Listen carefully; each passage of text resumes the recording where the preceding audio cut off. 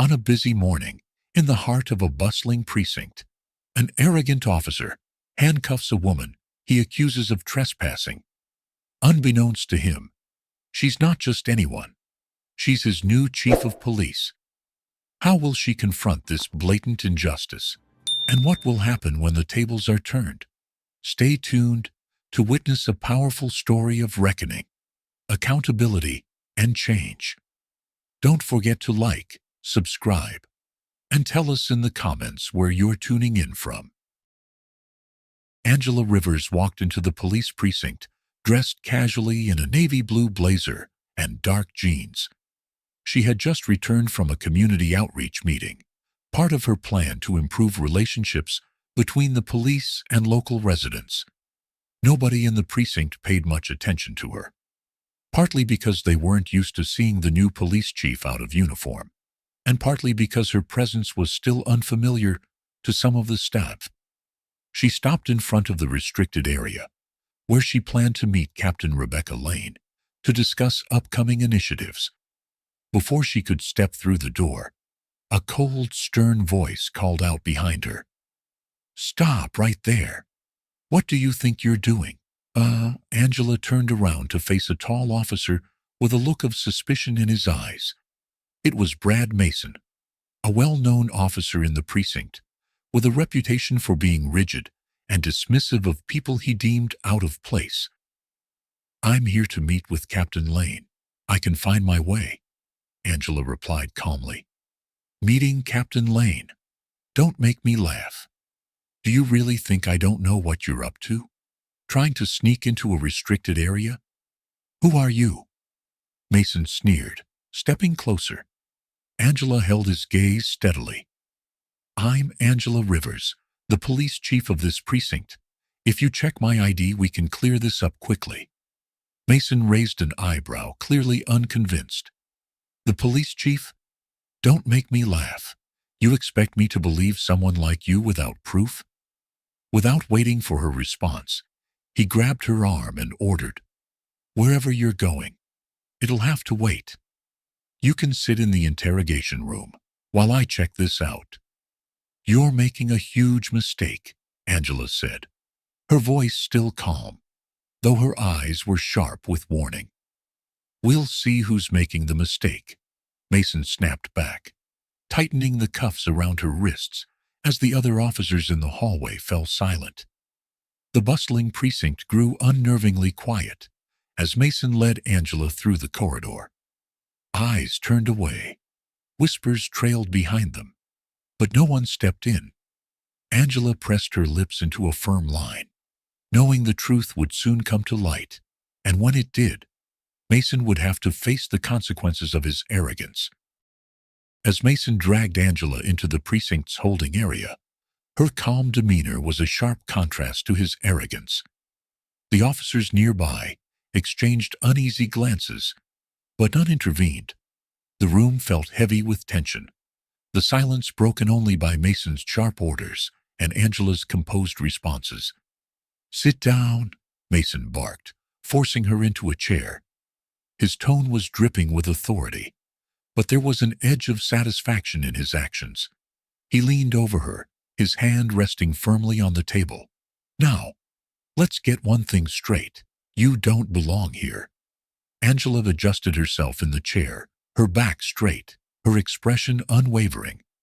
"Officer Mason, I told you who I am. This misunderstanding will be cleared up quickly if you simply check my credentials." Mason scoffed, pacing the room like a predator circling his prey. "Oh, I've seen this act before. People like you walking in here, pretending to be someone important. What's your angle? Scamming your way into something? Stealing files? Who sent you?" Angela's jaw tightened, but she refused to rise to his provocations. "My angle, Officer Mason, is leading this precinct as its police chief. I have no interest in playing games with you, but I suggest you stop playing one with me. You're crossing a line." Mason froze for a moment, his smirk faltering, before he covered it with a short, cruel laugh. "You're bold. I'll give you that. But it won't work. I know your type, thinking you can talk your way out of trouble. Not this time. Angela remained calm but firm. And I know your type too. The kind that acts before thinking. That arrogance is going to cost you. Her words cut deeper than Mason expected, and his frustration bubbled over. Slamming his hand on the table, he leaned in closer. Watch your tone, he growled. You don't get to make the rules here. Angela met his glare head on, her voice steady and commanding. Neither do you, Mason. Rules don't include profiling, harassment, or abuse of power. You may think you're in control, but trust me, your control is slipping. At that moment, Captain Rebecca Lane burst through the door, her expression sharp as she took in the scene. Her eyes flicked to Mason, then to Angela, and the realization hit her like a ton of bricks. What the hell is going on here? Mason straightened, caught off guard. Captain Lane, I've got it under control. This woman was caught in a restricted area. Stop, Rebecca snapped, her tone brooking no argument. Do you have any idea who this is? Mason hesitated.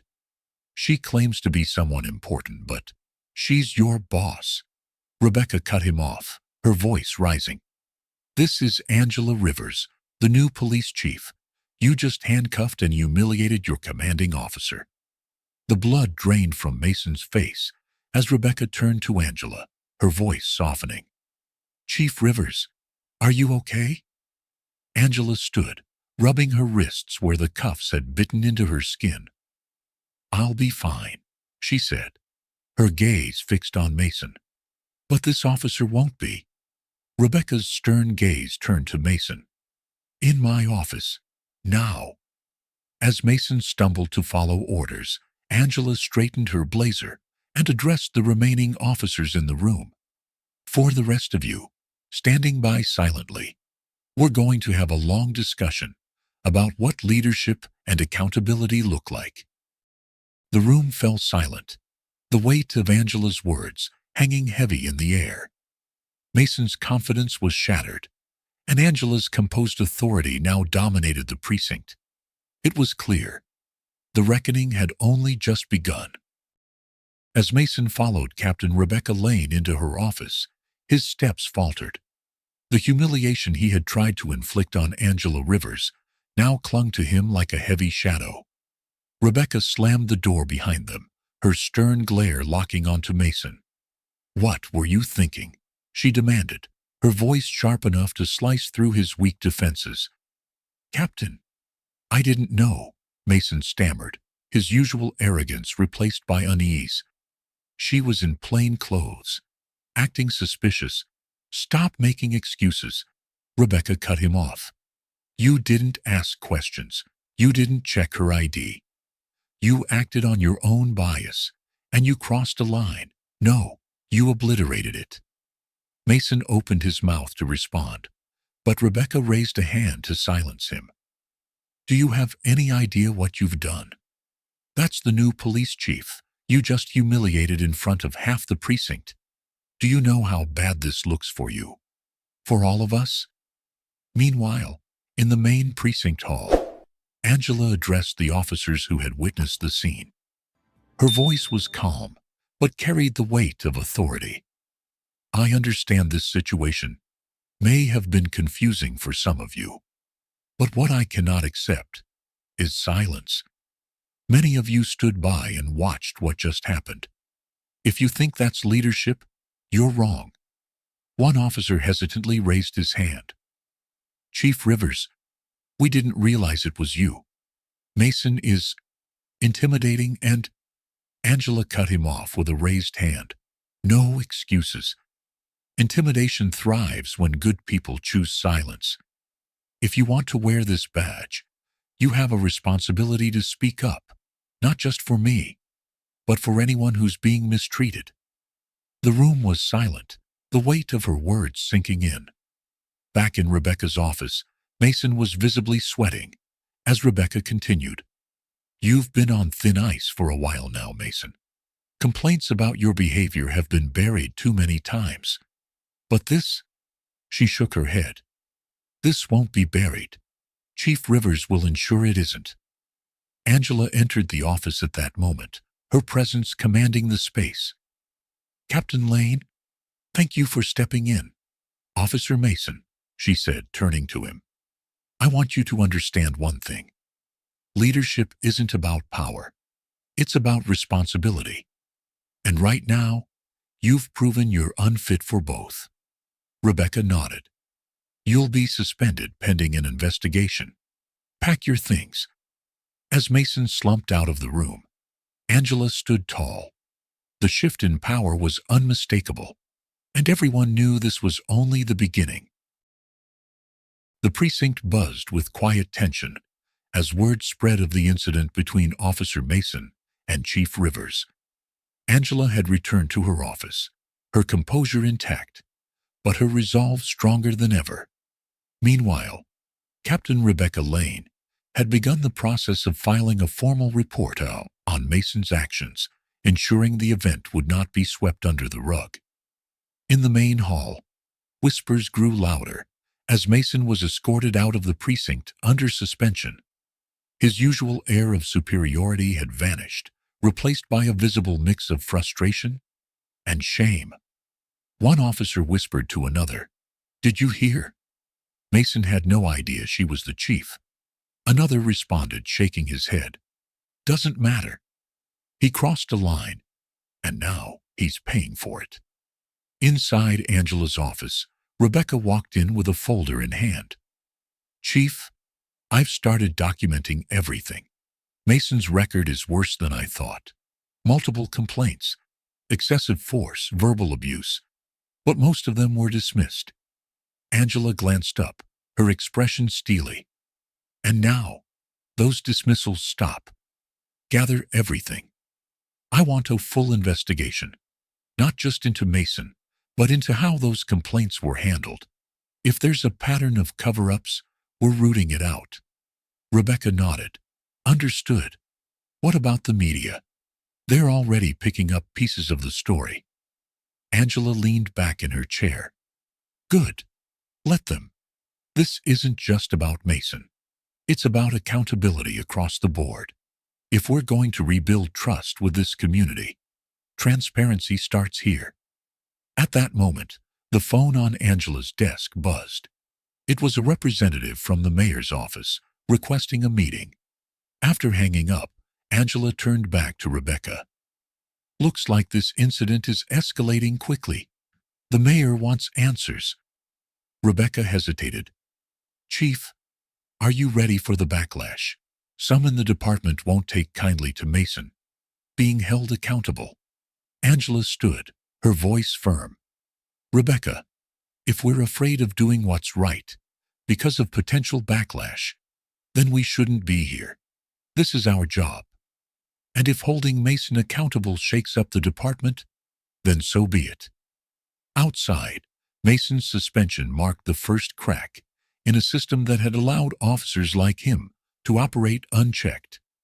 Angela's actions sent a clear message. Silence and complicity would no longer be tolerated.